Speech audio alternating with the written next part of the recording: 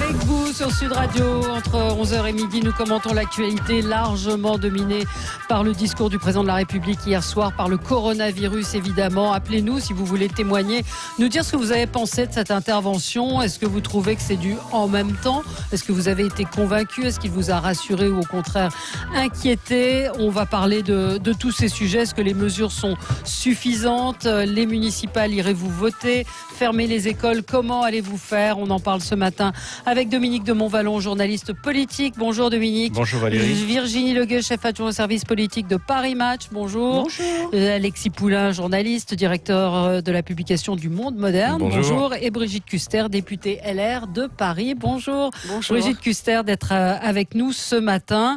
Évidemment, beaucoup de choses à dire. On va commencer par un tour de table qui est majoritairement là aussi consacré au coronavirus. Virginie, vous vouliez commencer peut-être par un coup de cœur?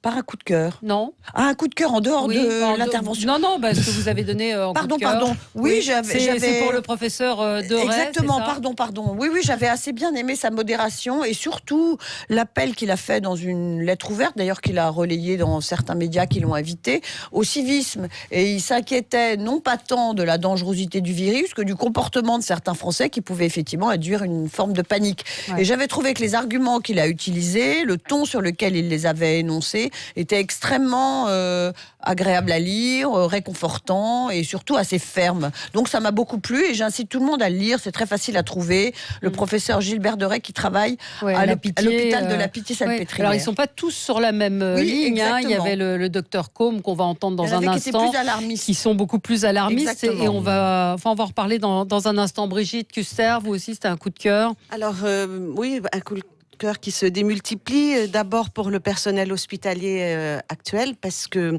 avant même cette crise, ils étaient déjà, au bout du rouleau, avec une revendication, plusieurs revendications très fortes, donc déjà exténuées, des revendications d'ailleurs qui n'avaient pas été franchement obtenues, donc je ne reviendrai pas dans les chiffres ici. Donc pour eux, pour les médecins généralistes, dont on voit à l'heure actuelle qui sont en première ligne et qui ne sont pas équipés comme ils le souhaiteraient, et là où il y a une attente qui est vraiment latente et il n'y a pas le matériel pour, et donc ça je pense aussi qu'il faut avoir une pensée pour eux.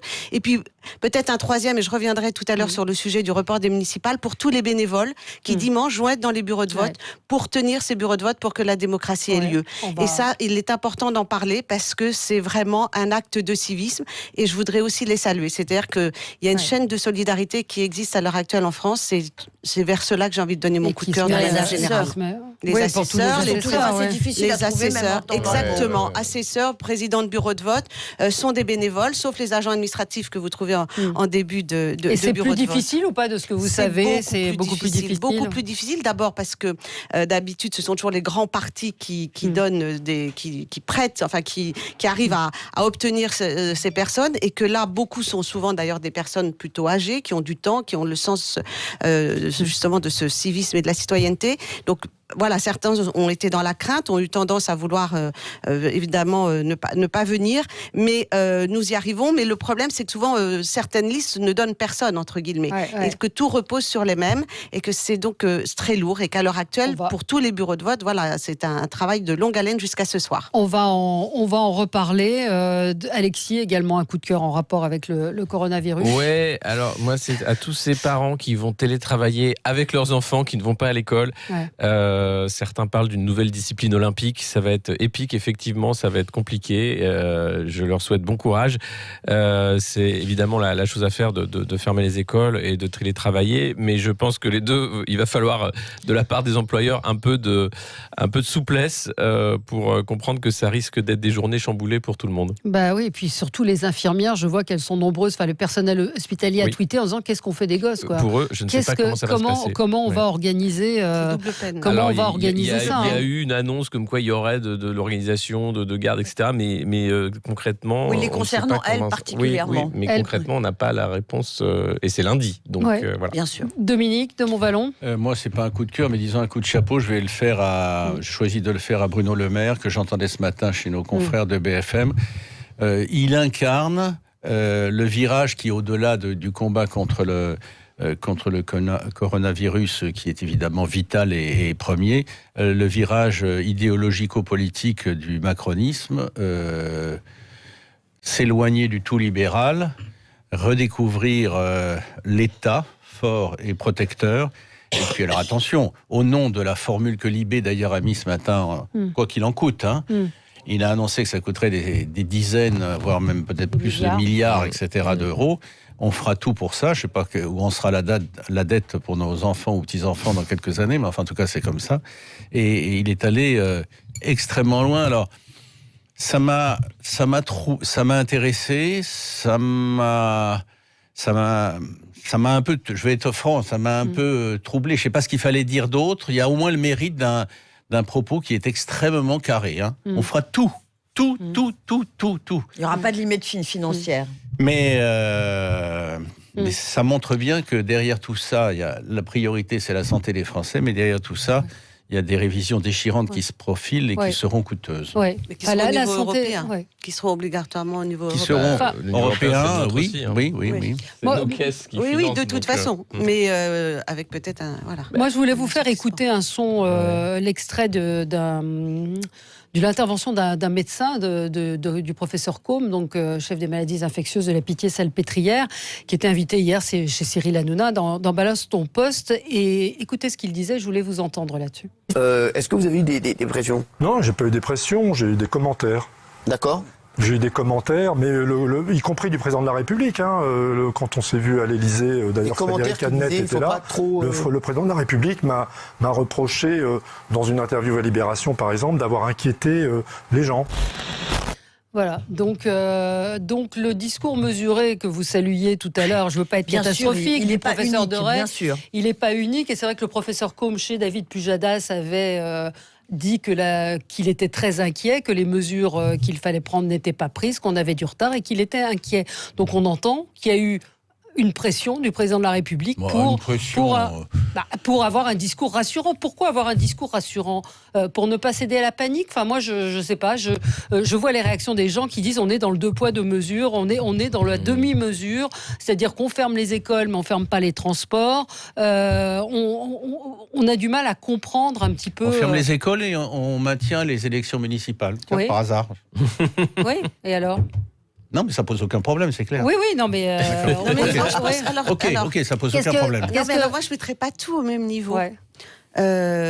Brigitte Cusser. Oui, non, parce que le report des municipales, d'abord, on était à 3 jours de l'élection, donc déjà très compliqué à faire. J'allais dire au niveau juridique, je veux dire, ils étaient d'ailleurs pas tous d'accord. Quand je pense qu'hier on évoquait éventuellement l'article 16 de la Constitution, c'était vraiment quelque chose qui était absolument pas envisageable. Donc je pense que entre le discours du matin et le discours du soir, certains ont peut-être ont cru que c'était possible, mais très sincèrement, ça aurait été irréalisable. Donc moi, je ne mets pas en parallèle la fermeture des écoles, et on sait les raisons, et on peut revenir dessus, peut-être qu'ils font que les enfants sont vecteurs, sont porteurs du virus, sans le développer. Il y a le sujet du ministre de l'Éducation qui, le matin même, dit hors de question de fermer sur tout le territoire.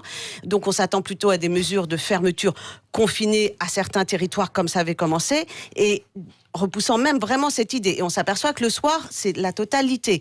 Et peut-être pour s'aligner sur les autres pays européens qui, eux, avaient fait ça pour qu'on on ne reproche pas pourquoi tels enfants plutôt que tel autre. Mais sur les élections municipales, c'est un tout autre sujet.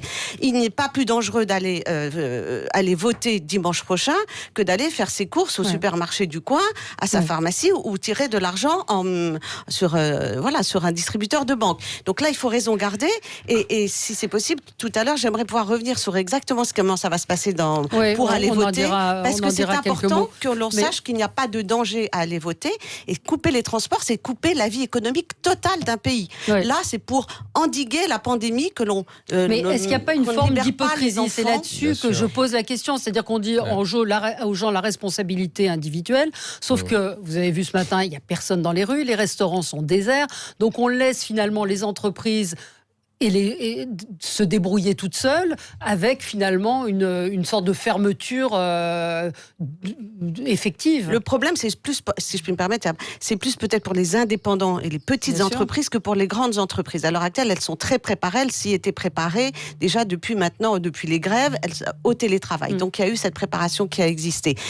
Pour les enfants, c'est aussi une manière de les protéger eux, mais de protéger leur environnement bien sûr. Et aussi toutes les réunions qui sont adjacentes par rapport aux alentours de l'école. Maintenant, ce que disait monsieur à juste titre, c'est la préparation des familles et même par rapport à ce que les enfants puissent suivre leurs cours de manière régulière et satisfaisante, car les étudiants là commencent déjà à avoir des gros doutes pour leurs examens. Ouais, alors, vous en avez pensé quoi, vous, Virginie? Moi, j'ai trouvé, il m'est arrivé d'être assez critique et sévère, même à l'encontre d'Emmanuel Macron. J'ai trouvé qu'au contraire, c'était assez équilibré. C'était pas du en même temps. C'était, on prend des mesures strictes et on sait que les enfants, effectivement, sans développer de symptômes, peuvent être porteurs et que c'est ça la raison essentielle qui fait qu'on ferme des classes. Je rappelle qu'il y avait déjà des fermetures des classes dans le Haut-Rhin, dans l'Essonne. Donc là, ils ont étendu à l'ensemble du pays. Et maintenir les élections municipales à 3 jours, qu'est-ce qu'on n'aurait pas dit s'ils les avaient supprimés, plutôt pardon, pas supprimés, mais décalés. Rappelons-nous que déjà les critiques avaient commencé à fleurir sur le thème, elle s'annonce mal pour En Marche, s'ils décident de les décaler. Mais visiblement, le président l'a envisagé, de ce qu'on apprend ce matin, c'est qu'il l'a envisagé, qu'il y a eu consultation et que Gérard Larcher, Anne Hidalgo, Laurent Fabius lui ont... Mais pas seulement, scientifiques également. J'ai bien compris, les responsables des partis qui ont été vus le matin par Édouard Philippe ont dit eux-mêmes qu'ils tenaient à ce qu'elles aient lieu. Et la communauté scientifique, enfin, il y avait, me semble-t-il, moi je n'étais pas dans ces conversations, il y avait une majorité d'avis pour les maintenir. Donc, c'est pas une décision qui a été prise arbitrairement, c'est une décision qui a été prise après consultation. Absolument. Et la preuve qu'il a beaucoup hésité, c'est que jusqu'à la fin, son discours n'était pas enregistré. Et il semblerait que ce qu'il a dit hier, il l'ait lu sur un prompteur et qu'il l'ait rédigé vraiment à la dernière minute, comme quoi il a bien pesé, j'imagine, le pour et le contre. Il a dû aussi interpeller le Conseil constitutionnel. Et le Conseil d'État. Je me rends compte que je n'ai pas réagi à la question que vous posiez, et j'entends pas être le seul à réagir, c'est-à-dire, si j'ai bien compris ce professeur, disant en conscience ce qu'il ressent et émettant un diagnostic extrêmement pessimiste, en tout cas assez dur et extrêmement pessimiste, nous a raconté la belle affaire que, ayant l'occasion avec d'autres sommités scientifiques et médicalisées de voir Emmanuel Macron, ce dernier lui aurait dit attention, vous risquez d'affoler les Français ou d'inquiéter les Français. Mais attendez, où est le drame ? Aujourd'hui, les hommes d'État, les médecins... minimiser la réalité des choses ? Non. Écoutez, il suffit de voir un peu ce qui se dit un peu partout pour savoir, je ne sais pas si on appelle ça minimiser les choses, je peux vous dire que l'inquiétude... Mais ça fait 24 heures qu'on dit que c'est grave, que ce n'est pas une simple grippette. Je veux dire, c'est le papier du Parisien de ce matin est quand même assez clair avec le professeur Pialou. Bon, enfin, moi je vous dis, non mais attendez, je n'entends pas avoir le dernier mot. Je vous dis, la belle affaire. Un grand professeur s'est entendu dire par le président de la République, il faut faire attention à la façon dont vous, non pas modifier votre discours, mais à la façon de le dire. Or, cette dimension psychologique, individuelle et collective est capitale. Même un grand ponte de la médecine doit le prendre en compte. C'est tout ce que je veux dire pour le reste. D'autant qu'on sait très bien que les mouvements de panique de certains Français, on a vu ces dernières semaines les rayons des supermarchés vidés, des gens avoir des propos extrêmement alarmistes, ces mouvements-là créent une double panique. Enfin, là, on en est où aujourd'hui ? Je parle de Paris, il n'y a personne nulle part. La ville est déserte. Mais moi, j'ai assez bien apprécié hier les propos du président de la République qui appelait chacun quand même à se tenir, c'est-à-dire à avoir une forme de civisme les uns avec les autres, à respecter le collectif et pas chacun se dire moi je m'en fiche, je pense à moi, les autres ça ne compte pas. C'est vrai qu'on aurait pu penser depuis quelques semaines qu'il y avait une forme d'égoïsme qui faisait que chacun se protégeait dans son petit coin et tant pis pour les autres. J'ai trouvé ça assez bien, ce rappel à l'ordre. Alors on va en reparler dans un instant. Beaucoup de réactions et d'incompréhension. Alexandre nous dit on ferme les crèches, les écoles, donc les mamans jeunes peuvent rester garder leurs enfants et les autres on peut prendre les bus bondés et mettre en quarantaine. Alors on se retrouve dans un instant. Sud Radio, 10h midi, Valérie Expert, débat. Avec vous sur Sud Radio pour commenter le discours d'Emmanuel Macron, les annonces, les mesures sont-elles suffisantes? Est-ce qu'elles vous ont convaincu? Comment allez-vous vous débrouiller avec vos écoles? On a Daphné qui nous dit, avec vos enfants, qui n'iront plus à l'école à partir de lundi. Daphné nous dit, je n'en peux plus d'entendre télétravail. Nous ne travaillons pas tous dans des bureaux, les métiers de service, on fait quoi?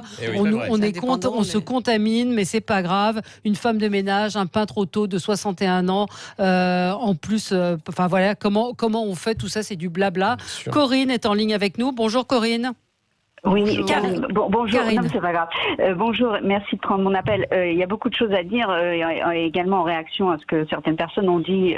Tout d'abord, je voudrais, en préalable, mais ça paraît une évidence, de dire que c'est sûr que les crises sanitaires sont des choses très difficiles à gérer et qui seule la vue dans le rétroviseur sera parfaite. C'est-à-dire qu'une fois que la crise sera terminée, on saura si on a pris les bonnes décisions ou pas. Et qu'il faut avoir... Voilà, mais qu'il faut déjà, justement, et ça c'est aussi une leçon pour ceux qui nous gouvernent et les journalistes, excusez-moi, mais les statistiques, il faut les prendre avec précaution et il faut avoir de l'humilité, entre guillemets, vis-à-vis de ce qu'on sait, ce qu'on ne sait pas sur ce virus, puisque l'ensemble de la profession médicale est d'accord pour dire qu'il y a beaucoup de choses qu'on ne connaît pas. Et c'est pour ça que j'aimerais quand même dire quelque chose, si vous voulez, et moi je trouve, encore une fois, malheureusement, que M. Emmanuel Macron est loin d'être un premier de cordée en ce qui concerne la gestion de cette crise, parce que d'une part sur la gravité, il y a déjà des semaines, si on reprend les articles de presse, mais il y a eu un extrait d'une conférence de presse donnée par l'OMS, donc soit cette organisation est sérieuse, soit je veux dire, on ne peut plus croire en grand chose, où vous aviez le directeur, M. Ghebreyesus, et un médecin chinois qui était sur le terrain, qui expliquait qu'il y avait quand même des manifestations de ce virus sur le corps, c'est-à-dire des attaques véritablement des organes qui étaient des choses qu'on n'avait jamais vues avant et qui n'avaient rien à voir avec la grippe. Ce qui a été corroboré d'ailleurs, je me souviens avec une intervention d'un ambulancier à une de vos émissions, et également hier sur une autre radio d'un médecin dans un hôpital français, donc parisien, qui disait que ça attaque les membranes des poumons et qu'elles sont très difficiles à régénérer. Ceci étant dit, c'est pas du tout pour être catastrophique ni alarmiste. Mais moi, c'est là où il y a quelque chose vraiment que je remarque dans ce gouvernement, c'est soit ils infantilisent les gens, c'est-à-dire qu'ils aiment bien infantiliser les gens pour les manipuler, et une fois que la situation devient grave, ils en appellent à leur responsabilité et à leur côté adulte. Donc, je ne suis pas d'accord avec cet ami, c'est tout de suite qu'il fallait dire les choses aux gens sans les paniquer, mais expliquer effectivement qu'on ne connaissait peu de choses sur ce virus et qu'il fallait avoir tout de suite des gestes pour minimiser la propagation. Et d'ailleurs, en réaction à ce que Mme Leguet a dit et ce que Mme de Menthon avait dit une fois également à votre émission, il n'a pas arrêté de dire que c'était pour freiner la propagation. Si tel était le cas, il fallait avoir le courage de prendre des décisions drastiques très tôt et dire, voilà, il faut arrêter la propagation, on ne connaît pas bien ce virus, donc on va prendre des précautions, vous êtes adulte. Mais on a bien vu que la réaction des gens, justement, n'est pas adulte. Ils sont allés dans les hôpitaux, ils sont allés voler les masques. Absolument. Et ça aussi, je veux dire, ne pas arrêter de dire aux gens de se laver les mains ou d'utiliser un gel. Il n'y en avait pas. Moi, j'habite, je veux dire, je suis sur le Valois et il n'y en avait nulle part. Et vous savez que les gens, par exemple, ne savent même pas qu'il faut quand même désinfecter les surfaces parce que le virus persiste sur des surfaces inertes. Et toute cette information, nous ne l'avons pas. Donc, je suis désolée. Hier, il est venu dire, comme il a été constaté que la mer de glace rétrécissait, il est venu dire que la situation est grave et il est encore dans la théâtralité et dans un espèce de rôle. Ça n'est pas suffisant. Par ailleurs, je voudrais juste faire un deuxième point, si vous voulez, rapidement, sur l'Europe et justement sur la solidarité. Moi, si vous voulez, et là, l'intervention de M. Montvalon était tout à fait intéressante sur cette histoire de virage dans l'idéologie. Mais moi, si vous voulez, là, c'est vraiment typiquement le en même temps de M. Macron, qui est un pur produit de cette technocratie européenne, justement, et qui vient nous dire qu'il faut être européen et la solidarité. Mais s'il y a, je veux dire, une démonstration flagrante et lamentable de l'impuissance et de l'incompétence de l'Europe, qui, je vous rappelle, a quand même 10 milliards de budget de fonctionnement avec 43 000 fonctionnaires, quelque chose comme ça. Je crois que les ordres de grandeur sont à peu près corrects. Où sont-ils les gens qui se font la guerre entre l'Allemagne et l'Italie au niveau du matériel? L'Allemagne qui ne veut pas envoyer de matériel et c'est la Chine qui envoie effectivement en Italie. Mais vous avez raison, c'est vrai que ça démontre effectivement l'impuissance totale de l'Europe. Ben voilà, vous avez occupé toute cette partie, mais c'était intéressant. Karine, à la limite, venez débattre avec nous. On va réagir à ce que vous venez de dire, parce qu'il y a pas mal d'auditeurs qui sont d'accord avec vous. Et c'est vrai qu'Emmanuel Macron a répété à de nombreuses reprises, je compte sur vous, il faut être solidaire plutôt que solitaire, il faut privilégier le nous au jeu. Et bah oui, et en attendant, il n'y a pas de masque et il n'y a pas de gel. Voilà. On se retrouve dans un instant. Sud Radio, 10h midi, Valérie Expert, débat. Avec vous sur Sud Radio, que pensez-vous du discours du président de la République hier? Est-ce que ce qu'il a annoncé est à la hauteur? 0826 300 300. Alors vous vouliez peut-être revenir sur l'Europe, Alexis? Oui, alors ce discours d'hier, alors c'est un discours, donc c'est des belles paroles. Et ce qui est formidable, c'est qu'en 25 minutes, Emmanuel Macron, en fait, se taille un costume en disant que sa politique est une erreur depuis 3 ans, que cette politique-là, même depuis 30 ans, est une erreur, qu'il faut réinventer des nouvelles solidarités, alors qu'il est en train de les casser avec la réforme des retraites, la réforme de l'assurance chômage, etc. Donc il va peut-être falloir comprendre que cette politique-là, elle marche bien quand ça va, mais quand ça va plus, on a besoin d'État, on a besoin de solidarité, on a besoin d'une sécurité sociale, on a besoin de solidarité intergénérationnelle. Et l'Europe était nommée dans ce discours, et c'est la grande absente, et c'est, je pense, la dernière crise. Après ça, on peut fermer le cercueil.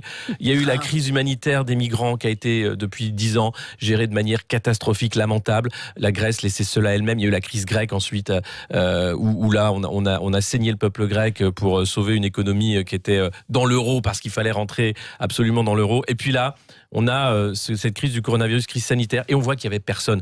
L'Italie a été laissée seule. Von der Leyen, la présidente de la Commission européenne, a attendu 1 mois avant de dire « Ah oui, effectivement, en italien, je suis de tout cœur avec vous, mes amis italiens, on va vous aider ». On ne les aide pas, puisque l'Allemagne n'exporte pas ses masques, etc. C'est les Chinois qui, aujourd'hui, envoient du matériel médical en Italie. On les regarde comme ça. Il n'y a aucune solidarité. La promesse européenne, qui était bonne, c'est-à-dire on va faire de la solidarité entre États, etc., c'est vide de sens. Mais il a essayé, aujourd'hui, ça tourne à vide. Emmanuel Macron, pour le coup, on peut lui je crois qu'il n'y a plus rien à essayer. Enfin, je crois que le Brexit qui a été lancé par Boris Johnson, c'était la cloche, la fin de la récré, en disant je crois que maintenant on va pouvoir passer à autre chose.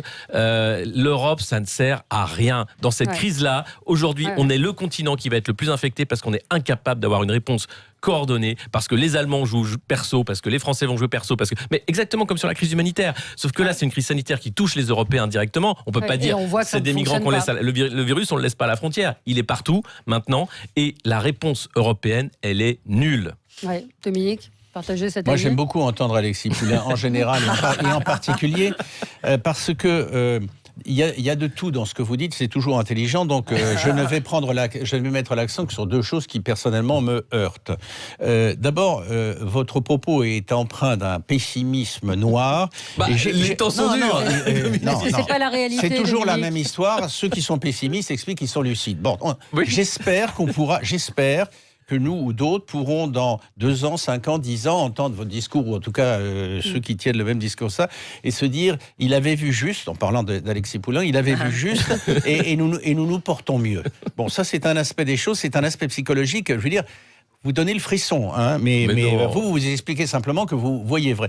L'autre chose, c'est que je vous trouve, je le dis parce que c'est vrai, j'aime beaucoup vous entendre, et quelquefois vous m'irritez un peu, vous l'avez compris, mais il y a quelque chose qui me heurte quand même, que à la faveur, c'est un peu le discours de Mélenchon, à la faveur de la crise extrêmement grave que nous vivons aujourd'hui, qui remet en cause les fondements de notre société, les fondements de la société française, du continent, de l'Europe et tout, qui nous oblige à des révisions qui s'annoncent déchirantes.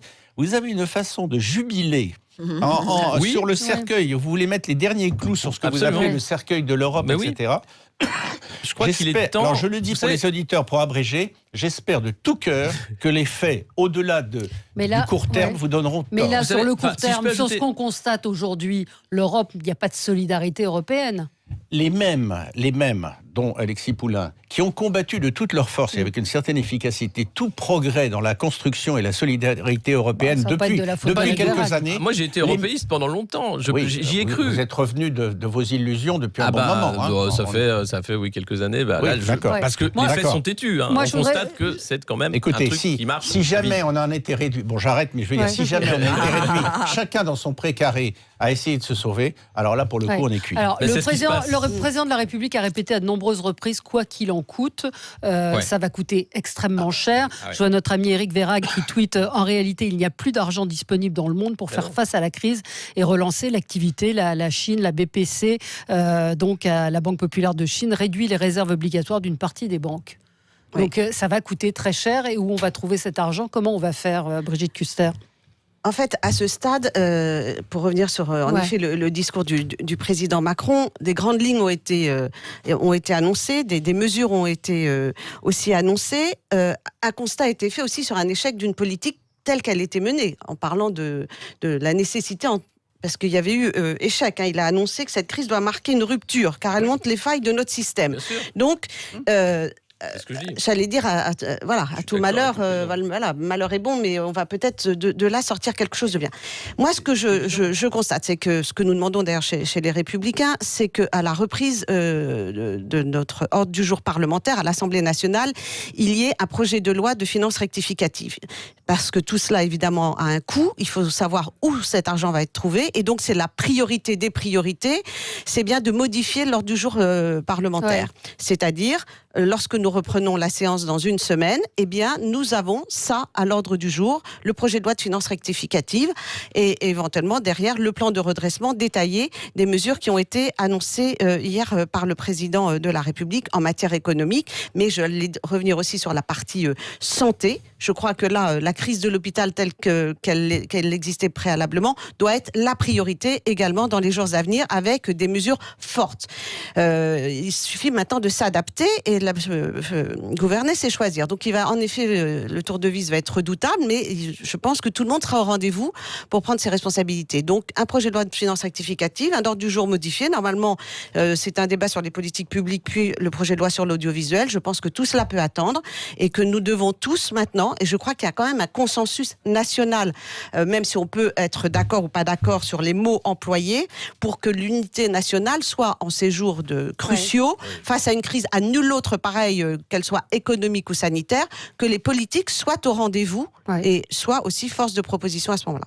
Oui, Virginie. Oui, moi, alors là, pour le coup, je suis moins optimiste parce que je m'aperçois que là, on est sous le coup d'une forme d'inquiétude et on a peur que le virus gagne une grande partie de la population et que les dégâts soient très importants, y compris économiques. Donc, on fait semblant d'une prise de conscience, on parle de rupture. Moi, je rappelle qu'en 2008, il y a eu une crise qui n'était pas une crise sanitaire, mais une crise financière, que là aussi, on a dit, on va vraiment revoir les choses à fond, vous allez voir, on va réfléchir. Et puis, finalement, tout a recommencé comme avant. Donc là où moi, je tire la sonnette d'alarme, c'est que ceux qui aujourd'hui font mine de vouloir changer le modèle, je ne sais pas s'ils le feront réellement une fois que tout sera rentré dans l'ordre. Là, ils le font sous la pression, ils le font sous l'urgence des événements, mais le modèle est tellement ancré que le mot rupture utilisé hier par le président de la République m'a paru bien théorique. Et j'ajouterai une dernière chose quand même. Emmanuel Macron a dit, je crois, que c'était la plus grave crise sanitaire depuis un siècle. Il n'a pas minimisé les choses. Mais pour autant, cette plus grave crise sanitaire depuis un siècle, jusqu'à présent, elle ne touche sévèrement que les personnes âgées, qui d'ailleurs sont, disons, poussées à rester chez elles à partir de 70 ans, et les personnes qui ont déjà des pathologies. Donc il ne faut pas non plus que la panique s'installe dans la population. Franchement, je le répète, il faut que chacun essaye de raison garder. Et les bourses qui s'effondrent. Oui. Bien sûr, mais le marché, disons, les bourses sont extrêmement volatiles et peureuses. Oui, mais enfin, et moi, je dirais à la population, le soyez moins que les bourses. Mais alors, si je peux ajouter pour répondre à Dominique et à mes amis pessimistes, on vit ce moment gramscien en fait du clair-obscur où l'ancien monde ne veut pas mourir et le nouveau monde n'arrive pas à naître et entre les deux surgissent les monstres et il faut éviter ce moment. Je crois que on vit une crise humanitaire, une crise sanitaire sanitaire, une crise sociale, une crise démocratique, une crise économique. Si ça fait pas prendre conscience à nos leaders, une crise idéologique aussi, mais ça, et tout ça s'accumule. Oui.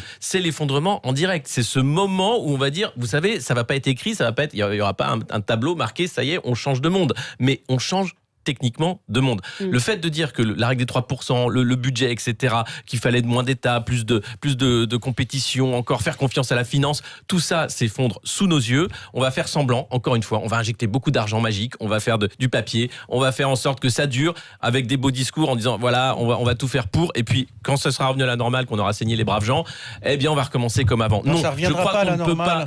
J'espère, et c'est en ça que je suis optimiste. Je pense que ce moment, c'est le moment idéal pour changer de monde et dire, vous savez, vos politiques, on n'en veut plus, il est temps de faire des communs, il est temps, tous ces gens que vous vous êtes moqués d'eux, vous avez ri au nez des soignants qui demandaient plus de lits, en disant, mais il y aura des algorithmes, on n'aura pas besoin de lits, vous savez, il y aura des machines qui feront tout ça. Non, c'est des humains qui gèrent les humains, et la solidarité, elle est au cœur du projet que sont nos sociétés. Et ça, on le redécouvre parce qu'il y a une crise comme celle-là. Ouais, mais est-ce qu'on va en tirer les enseignements? C'est pas. Si les leaders sont incapables de le faire, les peuples le feront. Croyez-le. Oui, mais l'hôpital, effectivement, est aujourd'hui, on l'a évoqué hier. Depuis des mois et des mois. Et les réponses de Mme Buzyn, franchement, n'étaient pas à la hauteur. Elles n'étaient pas à la hauteur. Alors, tout d'un coup, le président de la République, hier, a commencé son intervention en rendant hommage au personnel. Mais ça leur fait une belle chance, j'ai envie de vous dire. J'allais dire, c'est arrivé bien tard et c'est arrivé bien peu. Donc, vous avez vu ces images de ces infirmières discrètes parce qu'ils continuent à travailler, qui ont les marques de leurs masques, qui ont les marques de leurs masques, qui sont effectivement des personnels extrêmement dévoués, qui sont là pour. Le système ne tient que sur la bonne volonté du personnel hospitalier. Et là, il va y avoir un autre problème. Là, on apprend à l'instant 56 soignants des hôpitaux de Paris testés positifs au coronavirus. Ils sont en première ligne. Le problème italien, c'est que les soignants sont confinés, et donc on arrive, et c'est là que les chiffres explosent. Qui n'ont pas été protégés. Attends, parce que si on remonte dans l'histoire, moi, il y a même un sujet sur lequel, alors je veux pas. Quand les premiers cas sont arrivés dans l'Oise, c'était par la base aérienne de Creil, avec donc du personnel de l'armée qui rapatriait des Français qui étaient en Chine. C'est quand même, je suis même sidérée qu'à l'époque, personne ne soit pas plus étonné que les gens de l'armée ne soient pas protégés eux-mêmes quand ils vont chercher. Ça a commencé par là, le foyer dans l'Oise. Ah oui. Quand la porte-parole du gouvernement nous explique au moment du match France-Lyon-Turin de mémoire, enfin je ne suis pas très bonne en foot, mais bon, et qu'il y a tous ces Italiens qui débarquent à Lyon, où on nous dit, mais non, s'il y a un cas, personne ne pourra nous dire que c'était parce qu'ils étaient au match. Mais ce jour-là aussi, je me suis dit, mais où sommes-nous ? Alors, en effet, dans ces cas-là, et d'autres élus ont été pointés du doigt parce qu'ils disaient ça, ils ont été bien pointés du doigt, surtout aussi des élus qui sont transfrontaliers avec l'Italie. Mais à un moment aussi, il est difficile aussi cet équilibre. J'entends bien, c'est pas bon. Mais il y a des moments où il y a eu quand même des alertes de données, et ces alertes n'ont pas été entendues, et des mesures qui n'ont pas été prises sûrement à temps. Bon, maintenant, des mesures sont prises. Certains les trouvent disproportionnées d'un côté ou de l'autre. Ce qu'il y a de sûr, c'est que concernant en tout cas la fermeture des écoles, on ne se rend pas compte de tout l'impact familial et professionnels, car je sais même que des chaînes de grands magasins vont devoir modifier leurs horaires parce qu'ils n'auront pas le personnel. Si du coup vous fermez les magasins à certaines heures, ça va créer évidemment un mouvement de panique parce que vous allez avoir plus de difficultés à vous nourrir. Donc on est au début d'une chaîne, d'une modification de nos comportements qu'on n'imagine pas encore, à mon avis, à l'heure qu'il est. On a du mal. Et je pense qu'on ne sera jamais, on ne retravaillera jamais les uns ou les autres. D'ailleurs, peut-être de la même manière, entre autres, revenant sur le télétravail, parce que je pense que déjà certains peut-être se feront que ça peut être aussi une autre réponse. Enfin, moi, je voudrais quand même dire qu'il y a chaque année en France entre 8 et 10 000 morts de la grippe dans l'indifférence générale. On en est très loin. Je sais qu'on ne peut pas entendre ce genre de discours aujourd'hui, mais malgré tout, on est très loin de ces chiffres-là. Mais on ne peut pas comparer compte tenu de la contagion et de ce virus qu'on ne connaît pas. C'est vrai qu'on ne sait pas le nombre de gens qui aujourd'hui sont porteurs du virus. Qui arrivent en Afrique. Là, je vois que le Sénégal est menacé. On nous avait dit au départ... L'OMS a dit que c'était une pandémie. Mais on nous avait dit au départ que ce virus ne résistait, en priori, ça ne résistait pas à la chaleur. Visiblement, ce n'est pas le cas. Il y en a dans certains pays d'Afrique, il y en a au Maghreb. Et on a quand même cette expérience à nos portes, l'Italie. ce qui se passe en Italie, c'est catastrophique. Enfin, la population est âgée et le système de santé n'est pas du tout le même que le nôtre. Attendez, vous avez des soignants. C'est ce que je dis est parfaitement exact. Du problème des soignants qui sont mis en quarantaine parce qu'eux ont été contaminés et malades, qui fait que ça explose derrière parce qu'il n'y a plus personne pour soigner personne, qu'effectivement il y a peut-être des personnes âgées, mais il y a aussi des gens jeunes. Enfin, à un moment, les soignants disent attention, vous avez un marathonien de 38 ans qui est encore dans le coma. C'est ça. Vous avez des jeunes de 20 ans. Vous avez des enfants. On a dit les enfants ne sont pas touchés. Si, les enfants sont touchés. Dans des lycées parisiens, alors actuellement, ça commence dans le 12e, dans le 14e, hier dans une crèche. Voilà. Non, ça commence. C'est pas que la question, c'est la virulence de ce virus et sa capacité à muter et à faire des dégâts qui vont durer. Et puis, il y a la gestion sanitaire des morts. On ne sait pas encore. En Italie, les enterrements se font à la chaîne et à huis clos. Les familles ne viennent pas. Vous avez une vraie catastrophe. C'est-à-dire que quand vous êtes mourant sur votre lit, la famille ne vient pas. Vous êtes seul. Et il y a cet aspect psychologique qui est une catastrophe. Enfin, on n'en parle pas assez. Mais la il y a des gens qui nous disent, des auditeurs qui nous disent, mais ma mère ne comprend pas. Non. Et l'impact psychologique aussi. Pour les personnes âgées. Vous ne pouvez pas accompagner vos parents dans la mort parce que vous n'avez pas le droit de les voir. Enfin, Allez, on aura Je crois que pour les auditeurs. personnes en fin de vie, les visites sont autorisées. On aura 2 auditeurs en ligne avec nous, 0826 300 300. Est-ce que vous irez voter? On va parler également de ces élections tout de suite après. À tout de suite sur Sud Radio. Sud Radio. Parlons vrai. Sud Radio, parlons vrai. Parlons vrai. Parlons vrai. Sud Radio, parlons vrai. Avec vous sur Sud Radio jusqu'à midi, nous commentons les décisions du président de la République. Est-ce que c'est suffisant? On en parle avec Dominique de Montvalon, Virginie Leguet, Alexis Poulain et Brigitte Custer. Pierre est en ligne avec nous. Bonjour Pierre. Bonjour. Alors, pour tout vous dire, 6 minutes après le discours du président, 600 externes des hôpitaux de Toulouse ont reçu un SMS leur précisant la procédure à suivre. Ma fille fait partie de ces gens-là. Ils vont être devant, c'est-à-dire qu'eux, c'est un petit peu comme les soldats, on les met devant, c'est-à-dire aux urgences, et c'est eux qui vont recevoir ces fameuses personnes qui vont être atteintes du corona, sachant que, bien sûr, je ne sais pas après comment ça va se dégoupiller, mais enfin, ce qu'il y a de sûr, c'est que lorsqu'on regarde le ratio entre le nombre d'habitants en Italie et le nombre de morts, c'est-à-dire 1000, puis le nombre d'habitants en Chine et le nombre de morts, 3000, on voit qu'il y a une disproportion qui est anormale, sachant que, bien entendu, les Chinois sont 1,4 milliard et l'Italie a, je crois, 40 ou 50 millions d'habitants, je ne sais pas. Mais donc, du coup, on voit bien qu'il y a des choses qui ne sont pas dites, qui vont forcément se savoir tôt ou tard. Alors, en Chine, ça sera peut-être dans 20 ans. Mais pour moi, en effet, il y a de quoi s'affoler. Et la deuxième chose, c'est que la Chine, aujourd'hui, est en train de revenir en arrière en disant, voilà, tout se passe bien, nous sommes en train, il y a quasiment plus de gens qui sont plus ou moins infectés. Tout ça parce qu'ils prennent conscience que, d'un point de vue économique, c'est catastrophique et qu'ils sont obligés de faire marche arrière, c'est-à-dire de relancer l'économie parce qu'ils vont vers une impasse. Donc du coup, les bourses se sont effondrées hier, en effet, on l'a vu, elles vont continuer à s'effondrer. Donc le système va être paralysé d'un point de vue mondial et c'est pour ça que là, d'après moi, les Chinois sont allés peut-être ou trop loin ou pas assez, j'en sais rien, mais toujours nous, on est en train de prendre un mauvais chemin, sachant que d'un point de vue économique, ça va être extrêmement catastrophique et en effet, la question est de savoir qu'est-ce qu'on fait. Le président, lui, on voit bien que lui, la seule chose qui le préoccupe, ce sont les élections, puisqu'il quand même maintient cette élection dimanche. Or, franchement, vu la situation, il aurait dû la supprimer. Et donc, du coup, pour moi, c'est disproportionné. Alors, on va en parler des élections. Ces élections ne s'annonçaient pas très bonnes pour lui, donc il aurait pu avoir intérêt à les que n'aurait-on dit s'il les avait annulés? Exactement. Je pense que la réaction, on va y revenir. Et on a Jean également, Jean qui est restaurateur à Longjumeau. Bonjour Jean. Oui, bonjour. Vous êtes impacté, vous, dans votre clientèle? Oui, si je vous appelle ce soir-là, c'est que je suis impacté, j'ai rien à faire. Mais pardon, moi, je trouve moi, j'étais plutôt du genre à dire, les médias s'affolent, tout le monde veut faire du buzz avec ça. Mais c'est vrai que le discours du président hier, franchement, il fout un peu les jetons, hein. Parce que entre les médecins qu'on voit sur vos plateaux qui connaissent bien le sujet, puis ce sont des médecins qui vous expliquent c'est une grosse grippe à 98%, il n'y a pas de danger, ça touche qu'effectivement les gens qui ont des gros problèmes de santé, ça c'est compréhensible. Et là vous avez un président qui vous parle de la peste quand même. Et donc, alors les mesures, moi je voudrais parler des mesures parce que quand vous appelez votre comptable, j'ai appelé aujourd'hui mon comptable, la BPI France et ma banque. Ouais. C'est bien parce que le chef de l'État nous dit hier, c'est open bar, on va aider à mort. Et là, quand vous appelez la BPI France qui vous dit, voyez quand même avec votre banque, parce que nous, on répondra qu'à votre banque, mais pas directement. Pourtant, il y a un numéro vert, c'est au BPI France. L'URSSAF, faut savoir qu'effectivement, on peut reporter, c'est ce que je vais faire là. J'ai 1 500 € à payer, donc on va les reporter. Sauf qu'on va me faire un échéancier, donc c'est-à-dire que c'est pas cadeau.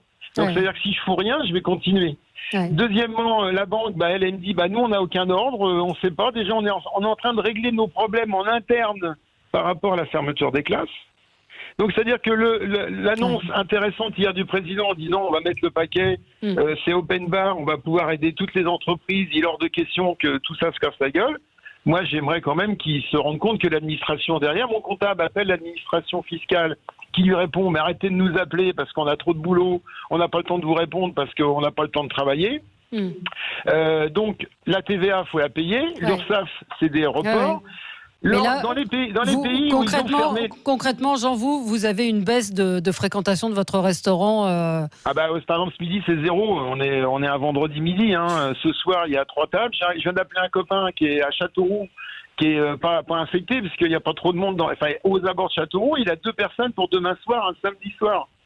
Donc, de toute façon, ça va nous descendre dessus, puisque vous interdisez les voyages. Vous interdisez les avions, les cars, les rassemblements, les manifestations. Donc forcément, les derniers à prendre, ça va être nous. Donc dans les pays où on a fermé les restaurants, les bars et les hôtels, c'est-à-dire la Belgique et l'Italie, on aide les professionnels à hauteur de 10 000 € par mois. Là, il attend qu'on se casse la gueule parce qu'autrement, il faut qu'il paye, le président. Et là, il n'a pas envie de payer pour l'instant, donc il va attendre. Et chaque jour, on va avoir des mesures qui vont se rajouter aux mesures. À un moment donné, il faut savoir, on ferme tout et on balaye et on recommence. On fait quoi ? Alors, Jean, il nous reste peu de temps. Merci de votre intervention. C'est un petit peu, il exprime assez bien ce que je ressentais, c'est-à-dire de dire concrètement ce qu'on vit, ce que vivent les gens, c'est-à-dire les chefs d'entreprise. On ferme, on aide. Les PME, les indépendants aussi. Un mot peut-être, il nous reste peu de temps, Brigitte Cussard, sur les élections. Sur les élections, vous dire, nous, en tout cas, dans le 17e arrondissement de Paris, mais c'est pareil pour tout Paris et j'imagine pour la France entière. Donc des mesures là sont prises de manière drastique. Évidemment, avec lavage de mains et gel à l'entrée de chaque bureau de vote, marquage au sol du cheminement. On va plutôt faciliter le contrôle visuel des pièces d'identité pour éviter de les toucher. Les personnes peuvent venir avec leur stylo pour signer. Pour les urnes, les isoloirs seront placés le plus facilement possible face à un mur pour éviter de tourner, de toucher les rideaux. C'est-à-dire que vous rentrerez, vous serez face au mur pour pouvoir mettre votre bulletin. Donc, pour éviter tout contact. Et puis, la possibilité, évidemment, de vous relaver les mains et de vous renettoyer en sortant. Donc, tout est fait avec aussi un marquage au sol, 1 mètre entre chaque personne qui fera la queue pour aller voter. Il ne faut pas avoir peur d'aller voter. Donc, il faut vraiment aller voter. Tout est fait et vous risquez beaucoup moins d'aller voter que de sortir de chez vous faire une course. Un mot sur ce que disait Jean, notre auditeur restaurateur, Dominique, sur cette espèce d'entre-deux dans lequel se retrouvent aujourd'hui les PME.